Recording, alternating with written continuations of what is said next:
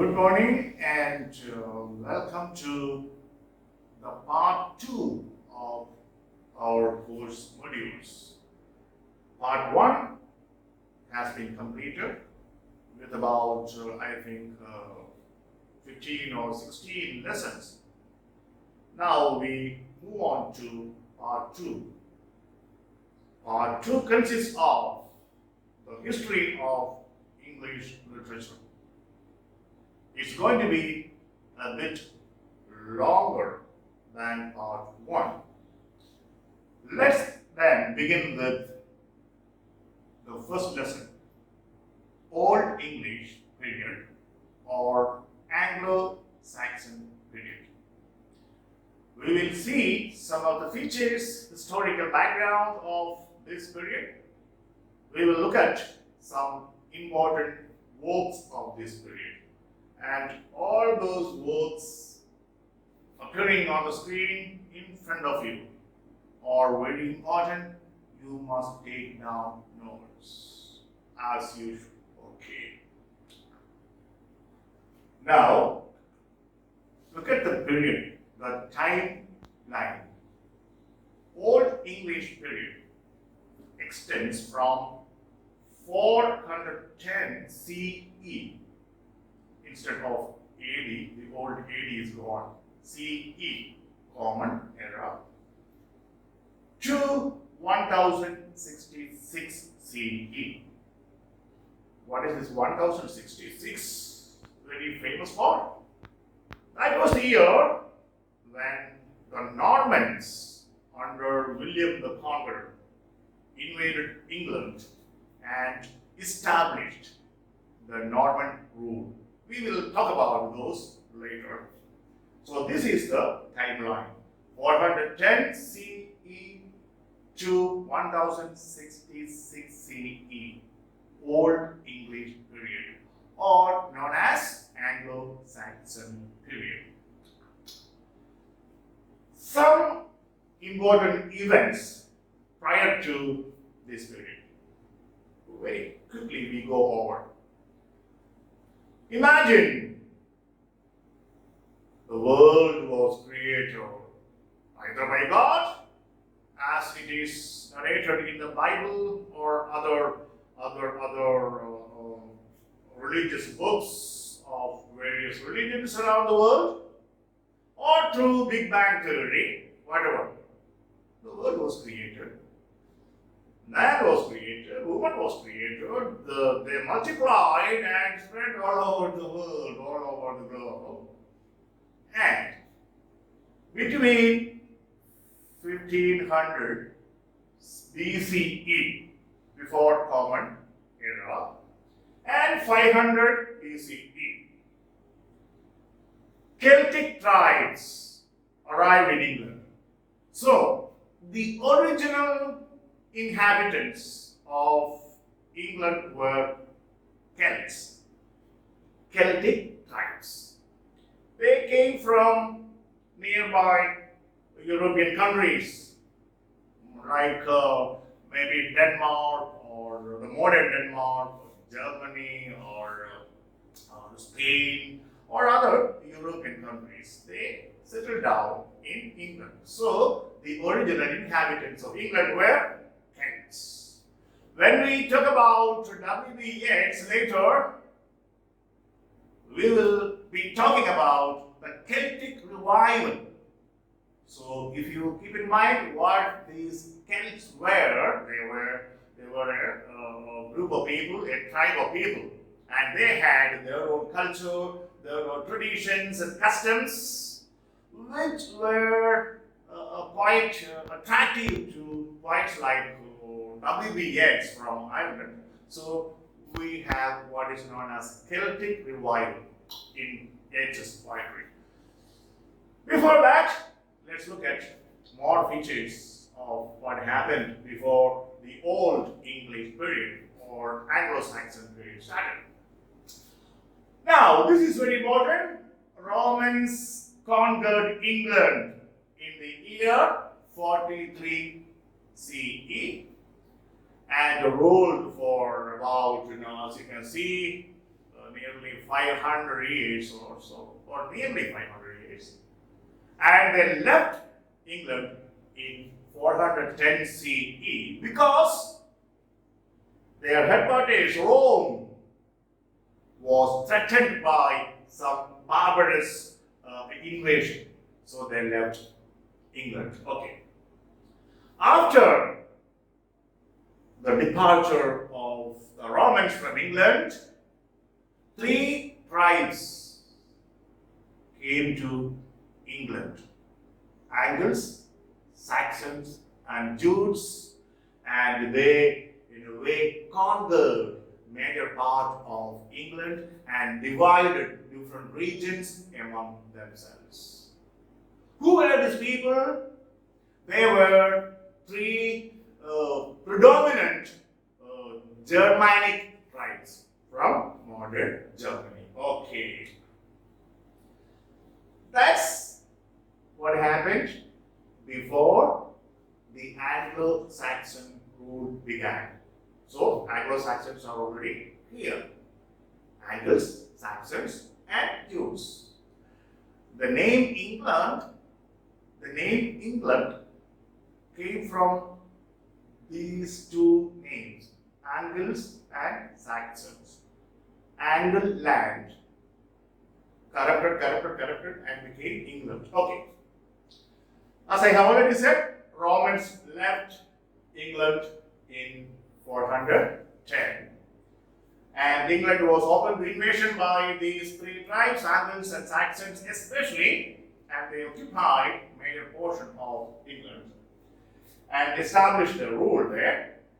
Then Christianization of England began in 597 under the patronage of Saint Augustine.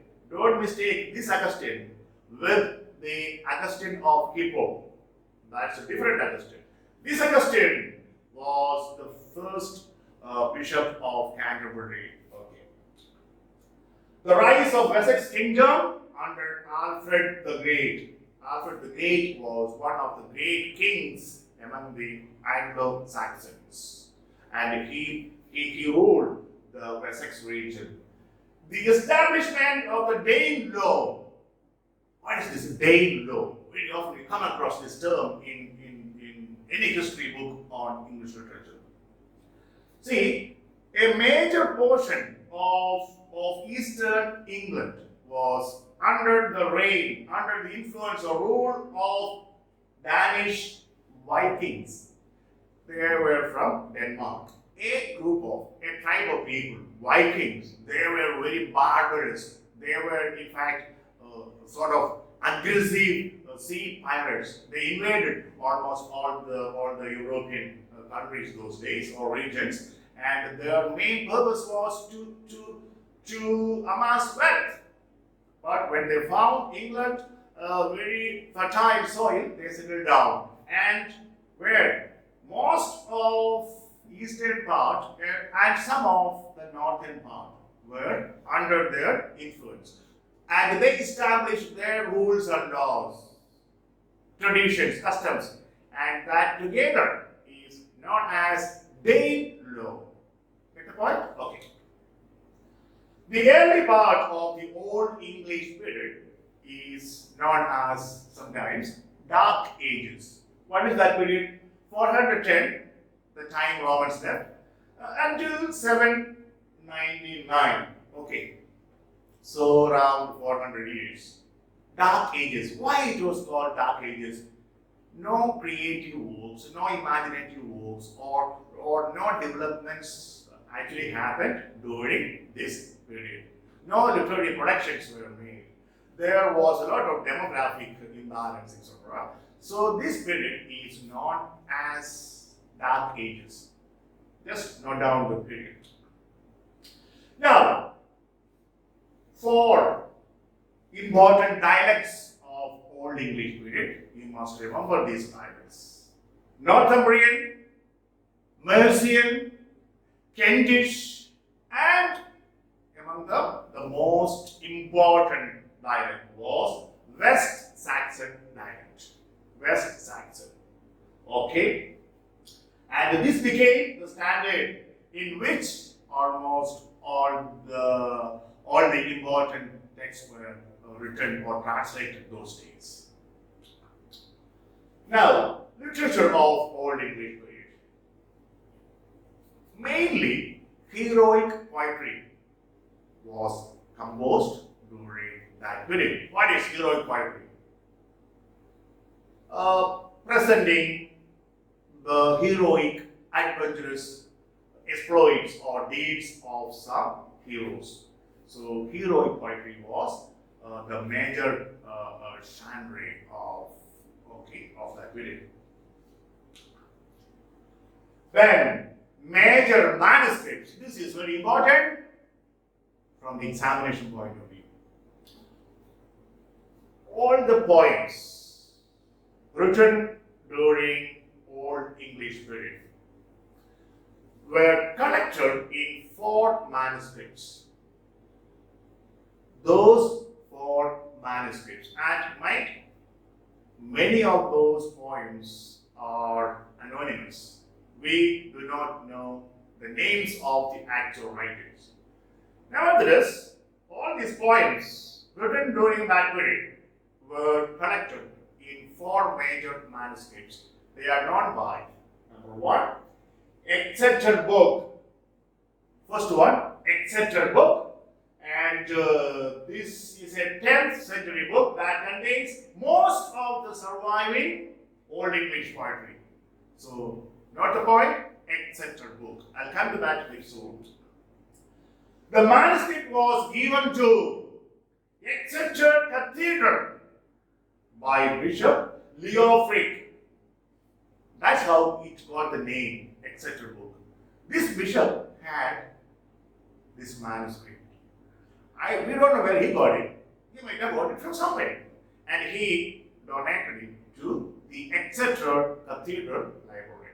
That's why this gets the name Exeter Book. Okay. Second manuscript, Beowulf manuscript.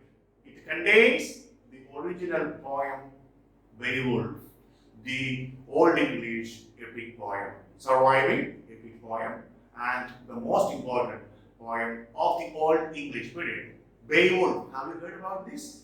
Okay, I will tell something about it in few words when I come to this poem little later.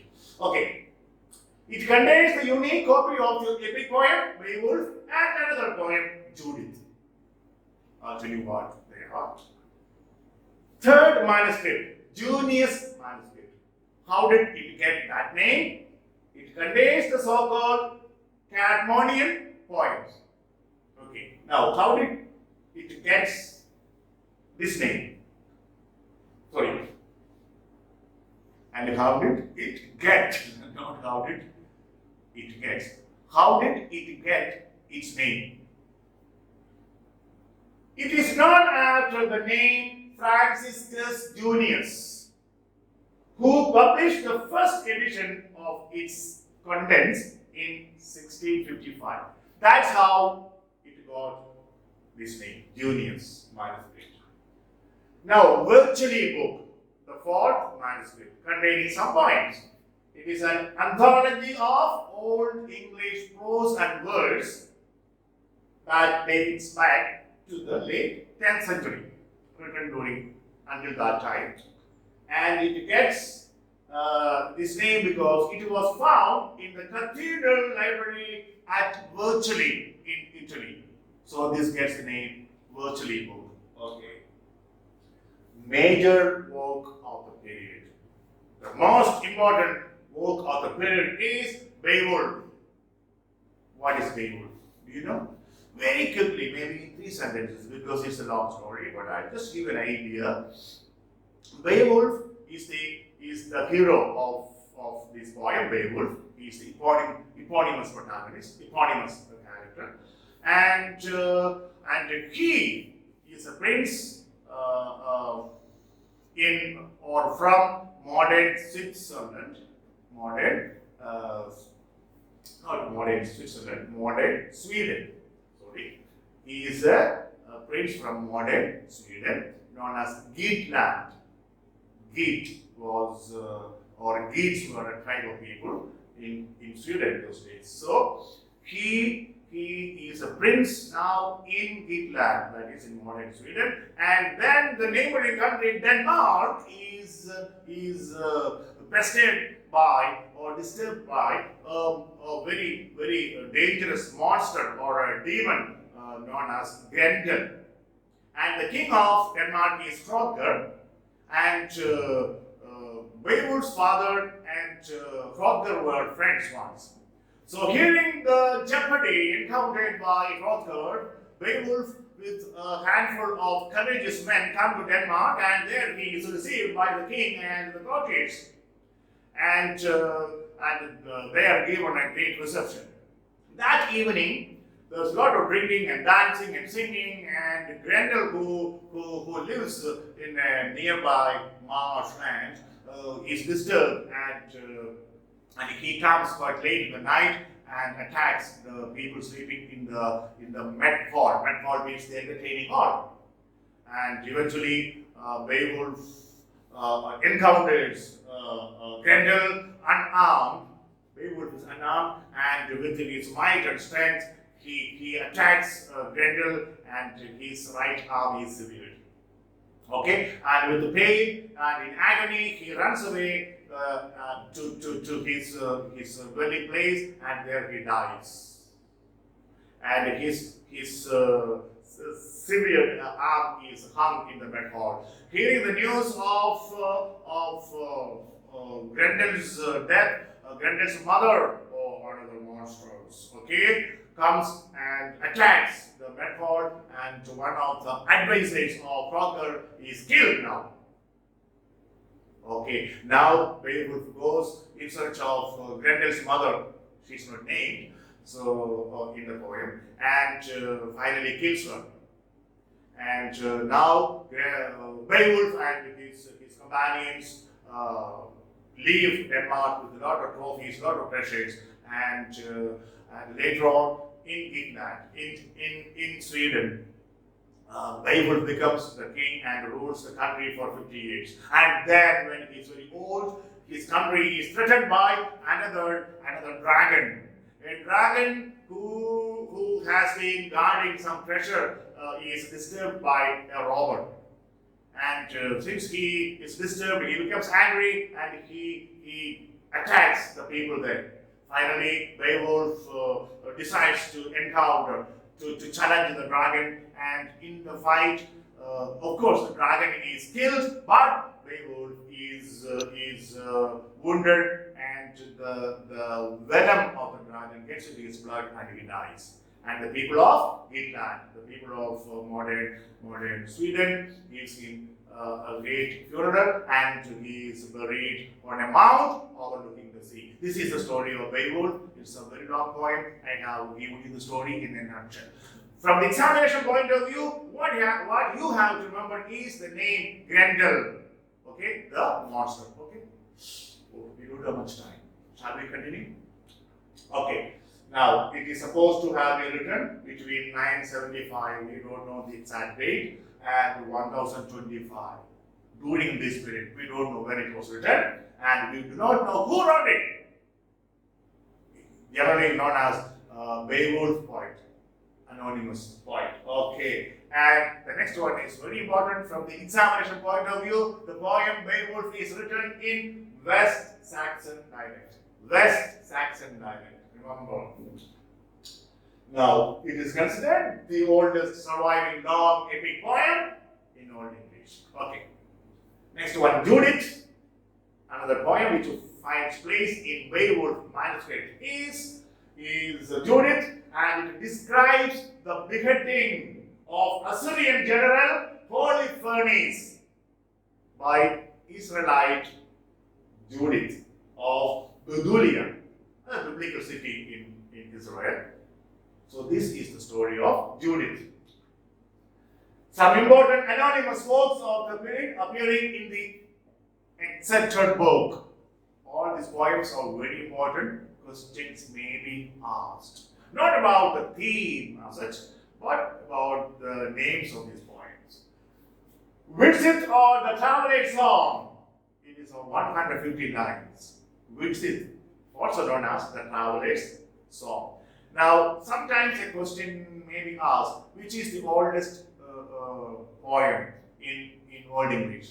Some scholars say it is Whitsit, some say it is Catman's Hymn. There is no consensus. So, no question setter will ask such questions and give both the options. No. If Whitsit and Catman's Hymn are given as options or are there among the options or choices, then I think the question setter will have to be flogged. Okay, that won't happen. Anyway, it is an idealized self-portrait of a minstrel. Minstrel is a musician.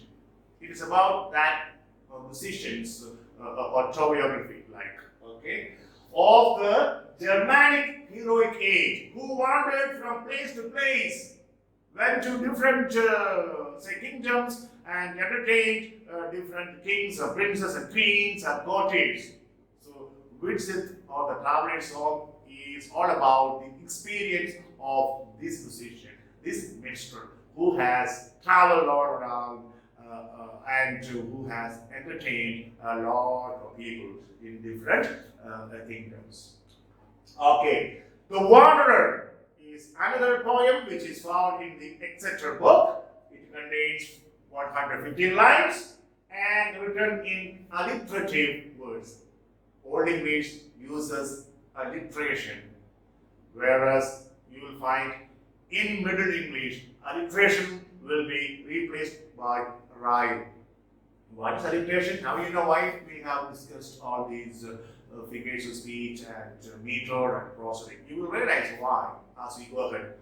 Alliteration means successive words, having the same consonant sound. She sells, she shells on the seashore. This was the pattern employed by Old English poetry. Okay, what is this poem, The Wanderer? It focuses on the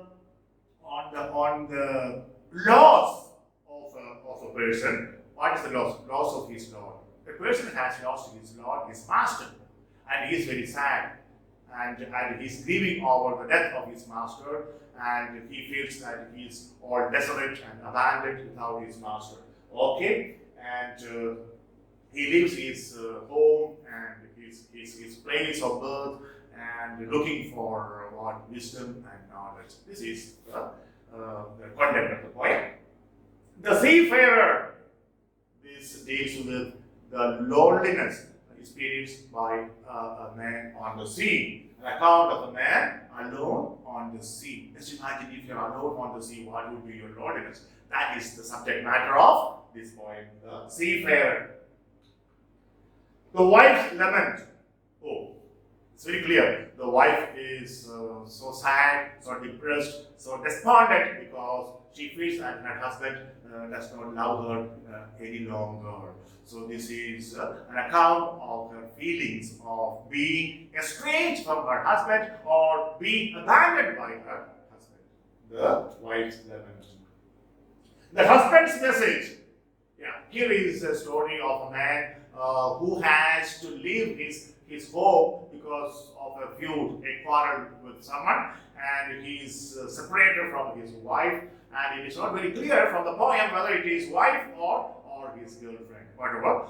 And after a few years, he sends a letter and message professing his love for her, and he eagerly longs to be united with her, and he pleads with her that when he settles down, please unite with him, join him. That is the content of the poem, The Husband's Message. Very simple poem. Poems appearing in other manuscripts. There are 3 more manuscripts. In other manuscripts of the period, some poems appear. Among them, the most important ones I am discussing with you. Whatever I am discussing, please, are important. Okay. Waldeer. This is actually not an independent, autonomous poem. This is part of an Old English epic, and it consists of 63 lines. What is this? It tells some of the exploits of Walter of Aquitaine. Walter of Aquitaine, a legendary king of Visigoths. Who are these Visigoths? A Germanic tribe. Now, in Germany in those days, there were many tribes like Angles, Jutes, and Saxons, whatnot. Now here, Visigoths. So this talks about the adventures, the exploits, the heroic deeds of this legendary king, Walter Aquitaine. That is Walder. Waldir. It is pronounced Waldir. Okay. The Fight at Vicksburg. Another poem. It's about 48 lines in length. It narrates the war or the conflict between Germanic tribe known as Frisians and some Danish people. A fight between a Germanic group and a group from Denmark. That's all. Two tribes. Okay. The Battle of Brennenburg.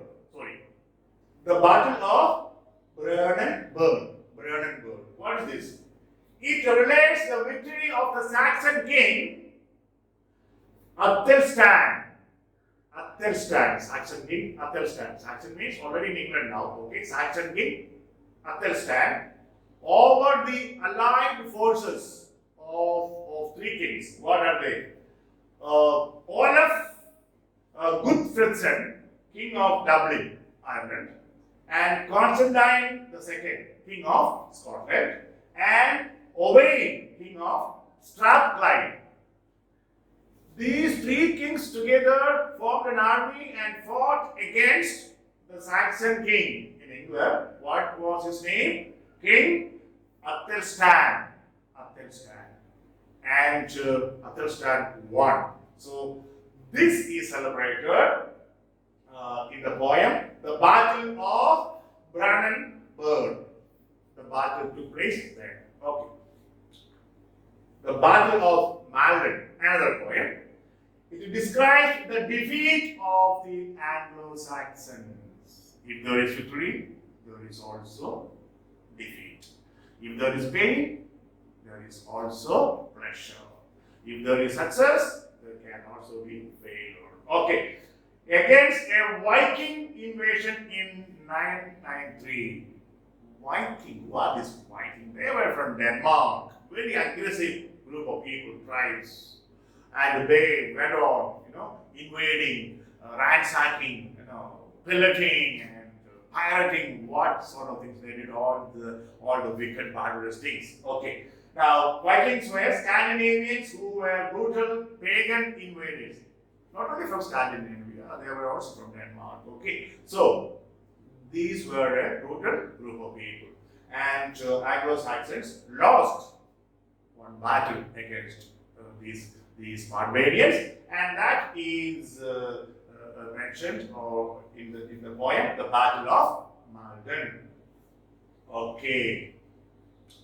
Next one, famous writers of Old English period. So far we have seen only some poems, anonymous poems. Okay. We have seen poems, but we do not know who were actually the real authors of those poems. We only know some poems, and we have seen those poems here. Remember all those poems. These are the most important ones. Nothing else can be asked from this video.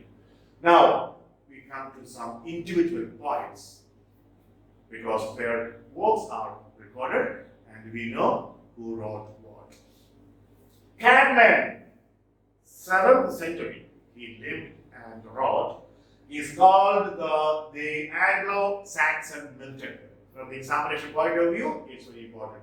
Anglo-Saxon Milton. We have a Milton later on in the 17th century. We have a Milton, John Milton, but here Cadman belongs to the Old English period, and he's known as the Anglo-Saxon Milton. That means he was quite a famous poet of those days. Now, his works. Number one, the hymn. This is often considered to be the oldest poem, along with Whitsit. It's a 9-line poem, very short poem, praising God. That's all. And other poems attributed to Cadman are Genesis, that is based on the Bible, which talks about the first chapter of the Bible, where the story of creation is narrated. Then Exodus, this is second book where the Israelites were moved from Egypt and finding their promised land. Then Daniel, another king in the Old Testament. Then Christ and Satan. These are the other poems of Cadman. Bede. Sometimes he is known as Saint Bede or Venerable Bede in Christian religion. Virtuous people are made into sainthood, or they are given that kind of status within the hierarchy of the church or within the system of the church. So, Venerable Bede. Okay, he was an English Benedictine monk. Benedictine is like a congregation. Okay, a name started by a person by this name. A congregation of monks who lead purely religious life. Like you have around here, we have the Salesians or the CMI or other congregations of sisters and priests. So, Benedictine monk congregation. What is he famous for? See, his ecclesiastical history of the English people is a very famous book written by him. It is a vital source of understanding the history of the conversion of the Anglo-Saxon tribes to Christianity. Okay, remember St. Augustine landed in England in 597, and then with him started the conversion of these pagans, Anglo-Saxons, to Christianity. Okay, so you get an account of the conversion of the Anglo-Saxon pagan tribes to Christianity. That's all about this book. Now, next one, Kinnawold.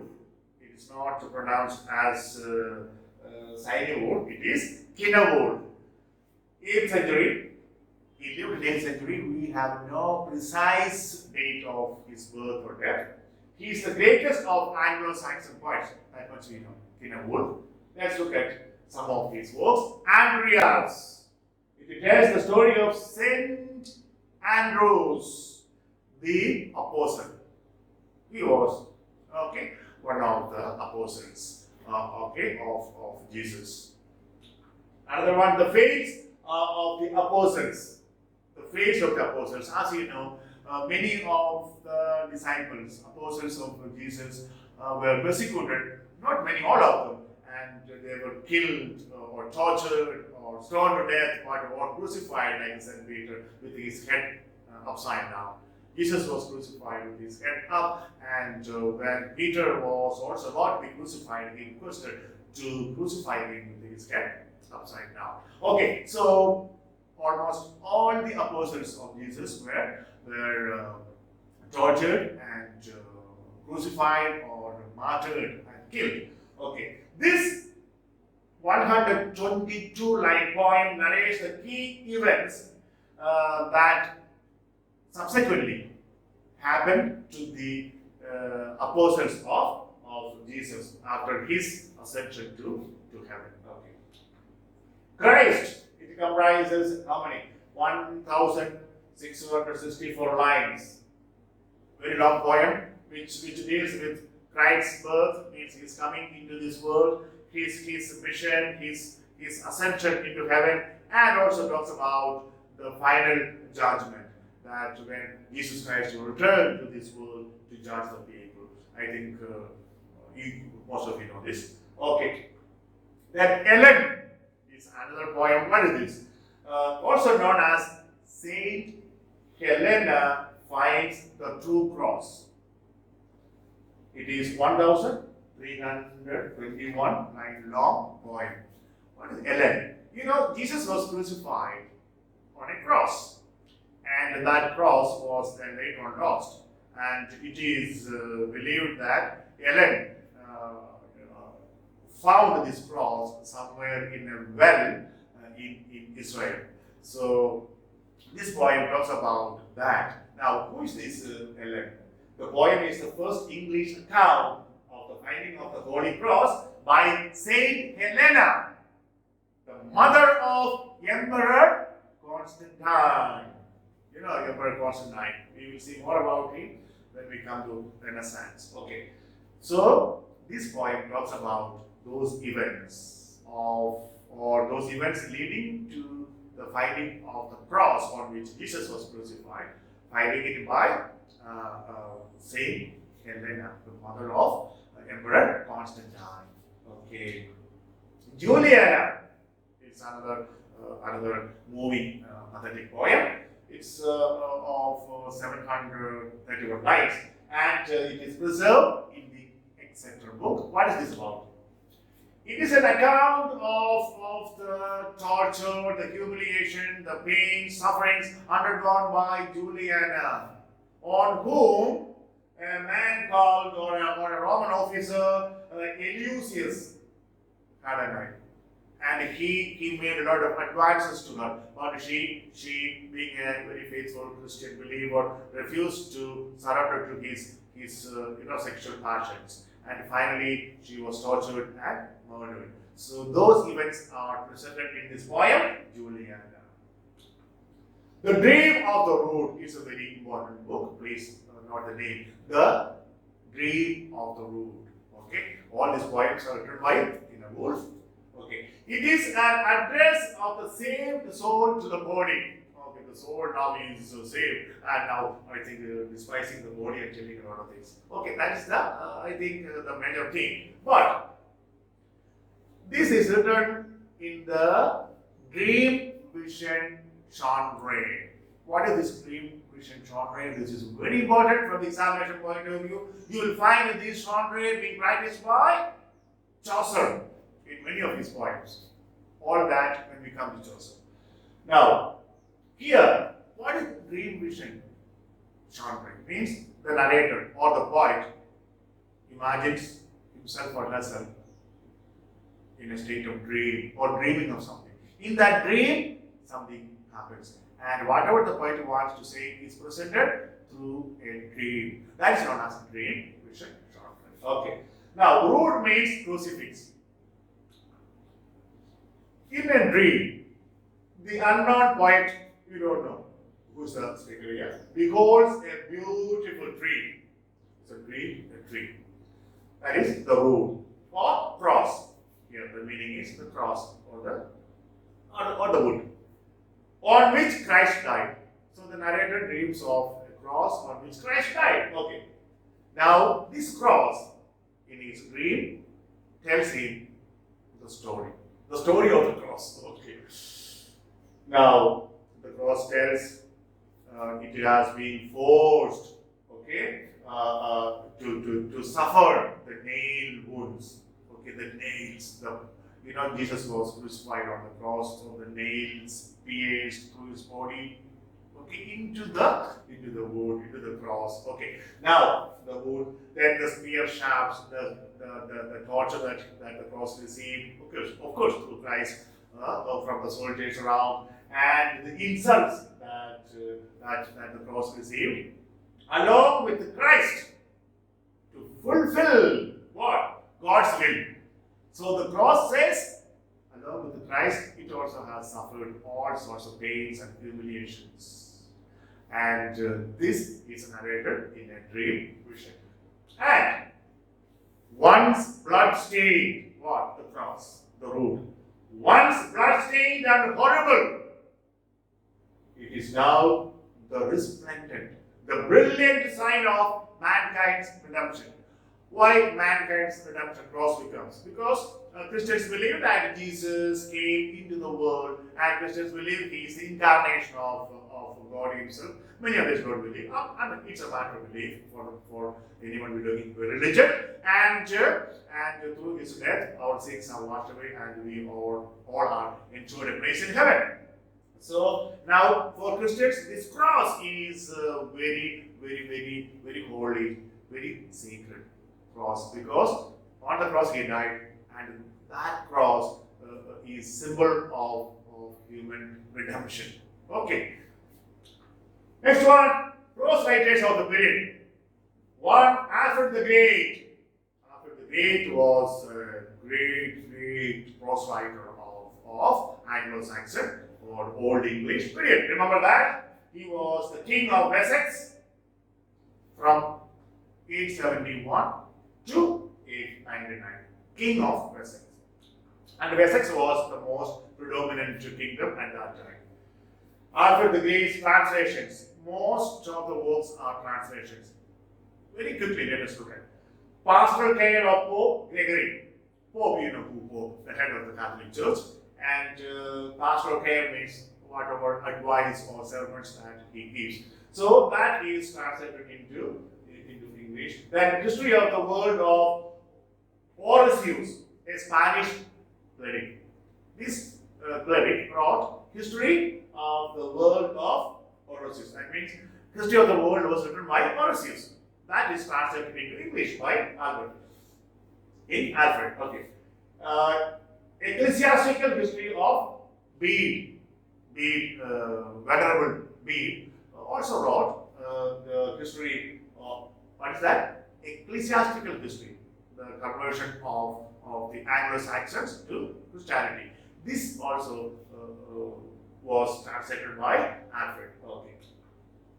Then Consolation of Philosophy of Boethius. It's very important, no doubt. Boethius. Consolation of Philosophy. Consolation of Philosophy is the title of the book by Boethius. Who was he? Roman senator, philosopher of the 6th century. Okay. Then Soliloquies of St. Augustine. St. Augustine's soliloquies means looking to oneself. Or Caesar Revelations. Whatever he has spoken to, that is translated into English. Now, other prose writers, very quickly.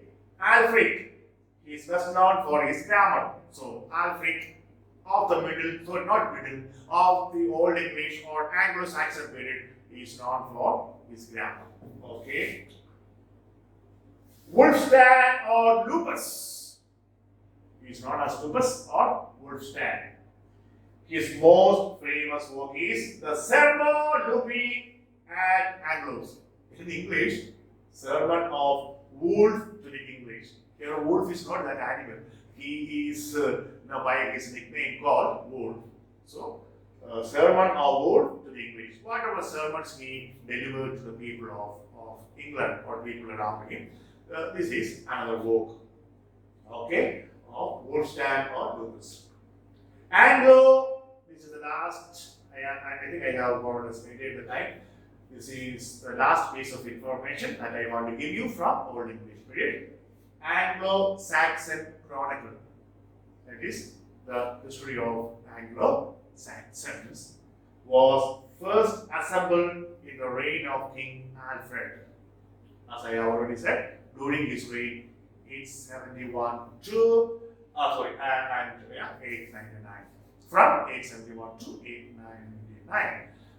Anglo-Saxon Chronicle means the history of the people known as Anglo-Saxons who came from Germany after the Romans left England in 410 CE. And then they continued to establish themselves in different kingdoms. Okay, Angles one region, Saxons another region, Jutes another region, and the Vikings another region, and England was split into so many domains. All these things will end very soon when we see next lesson. Okay, by 1066, Anglo-Saxon rule will end, and a new, very brand new rule will be established in England. That is known as the Norman rule. Let's wait for that. Maybe tomorrow we will begin that lesson. Till then, please, may I remind you, all the poems that I have discussed here and the writers I have discussed here, are very important.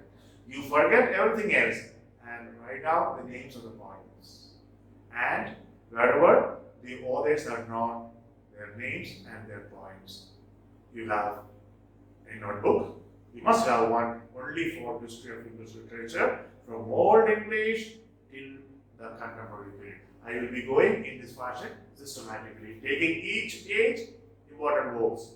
Now, Middle English, then Pre-Chaucerian, then Chaucer, then Elizabethan. It will go on like that. Okay, then.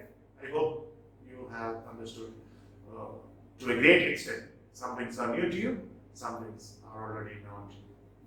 All the same, this will help you. Okay, then. Take care. Be happy. Till we meet for the next lesson on Middle English.